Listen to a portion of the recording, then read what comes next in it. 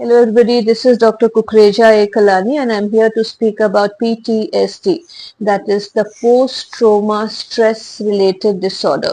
So when we talk about trauma, it could be related to a short or a long-term physical or mental abuse, domestic violence, or the patient may have experienced an accident or loss of the loved one, which has been very, very sudden, or there's been, he has seen some wartime episodes or epidemic related events. So these are the common factors which can lead to this stress disorder.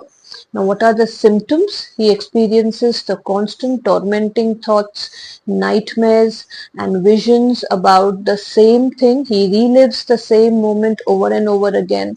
And to escape from these thoughts, he tries and avoid all those situations or people who remind him of the old trauma. This leads to mood disorders. It also leads to, the people get addicted to escape from these thoughts. They get addicted to drugs, alcohol. There are thoughts of suicide. So it's very important to ventilate the patient, try and understand the trauma he has been through.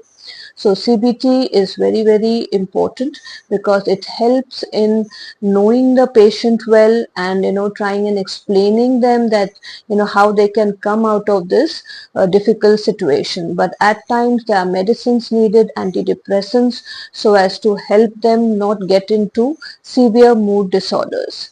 So this is all about PTSD.